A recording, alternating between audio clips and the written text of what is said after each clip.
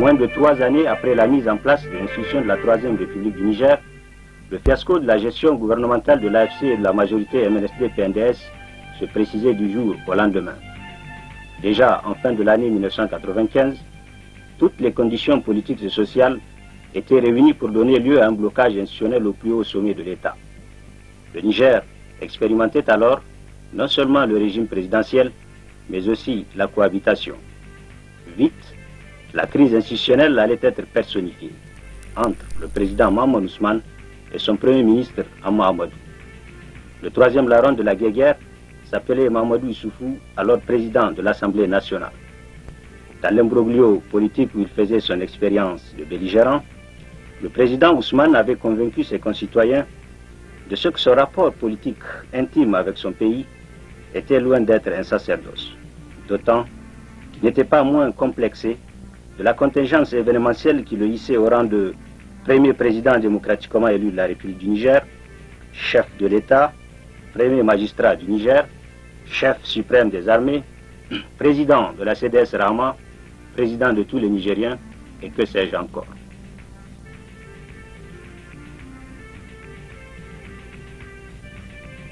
Aussi devait-il initier la grève du président de la République. Cette attitude du président Ousmane avait bien entendu son répondant dans la frénésie hystériforme avec laquelle le Premier ministre Hama Amadou ajoutait un air narquois à la violence de ses diatribes. L'atmosphère n'était guère sereine au sein du pouvoir exécutif du fait de cette ambivalence. Ainsi devait-il s'installer une logique de guerre entre deux hommes d'État qui ne se prenaient pas moins sur le sens de l'État. Malgré ce climat déjà tendu, Mahamadou Issoufou, le président de l'Assemblée nationale, n'hésita pas à attiser la tension en usant de l'article 44 de la Constitution aux fins d'un empêchement absolu du président de la République. Au même moment, le Premier ministre Hama Amadou nourrissait l'intention d'interdire la CDS Rama qui venait de reconduire le président de la République à la tête de son bureau politique national. Relativement à l'article 50 de la Constitution, en dépit de l'avis de la Cour suprême sur le maintien du gouvernement de la majorité MNSD-PNDS jusqu'au résultat des nouvelles élections en cas de dissolution de l'Assemblée nationale, le président Ousmane tenait à user de cette prérogative constitutionnelle pour nommer un nouveau Premier ministre et un nouveau chef d'état-major de l'armée. Alors, plusieurs observateurs de la vie politique nigérienne ont dû avertir qu'il y avait péril en la demeure.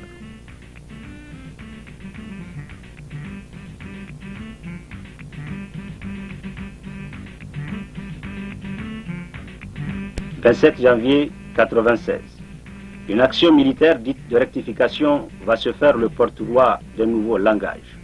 C'était pour mettre un terme à la logorée politicienne et circonscrire les ardeurs bellicistes d'une cohabitation suicidaire. À l'épreuve des faits, la classe politique nigérienne se compromettait déjà de jour en jour et dangereusement. Sa compromission puis son échec vont susciter la manifestation des vérités du Conseil de salut national. Le CSN crée alors le cadre d'un débat politique nouveau, le débat dit de toutes les espérances. Et l'adhésion populaire aux ambitions du CSN était massive et manifeste.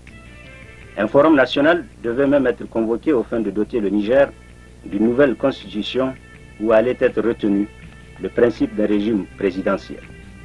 Dans la nouvelle perspective qui se créait pour le Niger, il devait s'agir pour le CSN et son président, le colonel Ibrahim Ménessara Baré, de recréer la cohésion et la solidarité nationale dans un pays resté déchiré depuis la conférence nationale. De refaire la paix au bénéfice des Niger alors installés dans une logique de foisonnement et d'affirmation des rébellions et des banditismes armés. De dépolitiser l'administration infestée par les nominations partisanes et accablée par l'exclusion des cadres opérés dans le contexte de la Troisième République.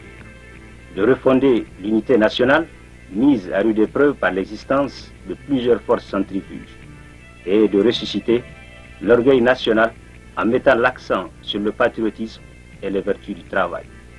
Ce sont là autant d'intérêts majeurs que d'objectifs nobles et d'actions louables qui devaient conférer tout son prestige à l'œuvre du général Barré et de la 4e République.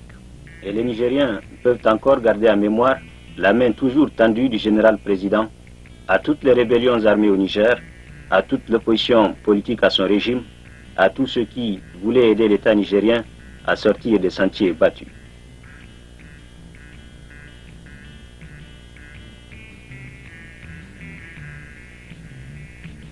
On se le rappelle, c'est l'officier supérieur, le chef d'état-major des forces armées nigériennes, Baré, qui allait conduire à l'ombre le processus de paix avec la rébellion Touareg jusqu'à aboutir à l'accord de paix signé à Ouagadougou le 24 avril 1995.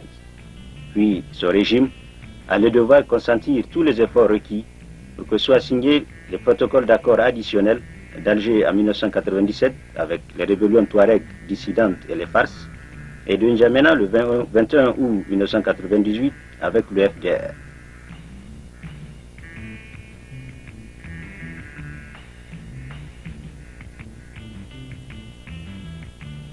Tous les accords de paix portaient sur 4 engagements majeurs, à savoir la décentralisation, la gestion de la sécurité dans les zones touchées par les conflits, le développement des régions affectées par le conflit armé, et l'intégration, la réinsertion socio-économique des ex-combattants et le retour des populations dans leurs régions qu'elles avaient alors désertées.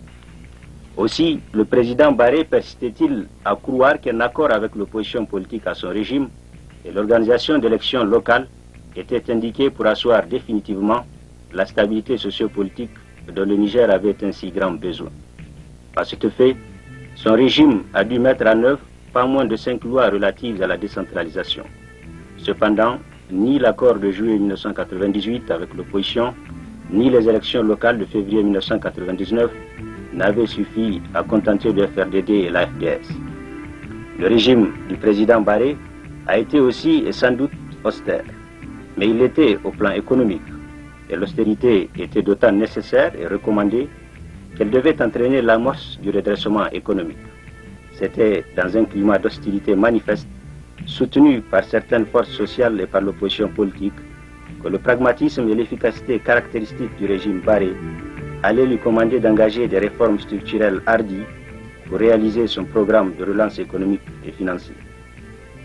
À cette époque, l'on pouvait encore se souvenir de ce que, depuis 1983, aucune loi ne réglementait la gestion du trésor national. Aussi, la Banque mondiale et le FMI avaient-ils dû refuser tout soutien aux différents programmes présentés depuis 1990 par les gouvernements successifs du Niger. Le soutien n'était donc ni au programme de relance économique, ni même au programme dit d'urgence. De 1990 à 1996, le Niger était mis en observation par la communauté financière internationale, faute de cadre macroéconomique viable. La seule aide qui s'est ponctuellement manifestée était inscrite dans la parenthèse des crédits d'ajustement généreusement octroyés en 1994. En 1994, justement, le ratio masse salariale recette fiscale avait atteint le chiffre invraisemblable de 101%. Le Niger n'avait encore rien pu faire. Il fallait attendre la date du 12 juin 1996 pour voir le FMI et la Banque mondiale prendre la décision de le soutenir. C'était certainement en reconnaissance des efforts engagés depuis 1995 et renforcés en 1996 par les décisions courageuses prises par le nouveau chef de l'État, le général Ibrahim Baré Menassara. Au nombre de ces décisions, il y avait d'abord la mise en œuvre de 2 réformes de base. Le réaménagement des dispositions du départ à la retraite des agents de la fonction publique et l'adoption de nouveaux statuts de la fonction publique où le mérite devait être retenu comme critère d'avancement. En matière de finances publiques, le principal problème déjà identifié était relatif aux arriérés de salaire. Le gouvernement nigérien, sous l'autorité du président Baré, en a fait une approche globale. Un plan d'apurement des arriérés a été mis en œuvre, couvrant un périmètre reconnu par la Banque mondiale de l'ordre de 115 milliards de francs CFA. Puis, en se refusant à gérer seulement le stock d'arriérés, le gouvernement de la 4e République a surtout évité d'en accumuler. C'était au prix du respect strict des procédures budgétaires et comptables. C'est dans cette optique d'ailleurs qu'il a été mis en place un groupe d'experts nigériens appelés affectueusement les orthodoxes pour conduire au plan financier organisationnel un audit général du Trésor public.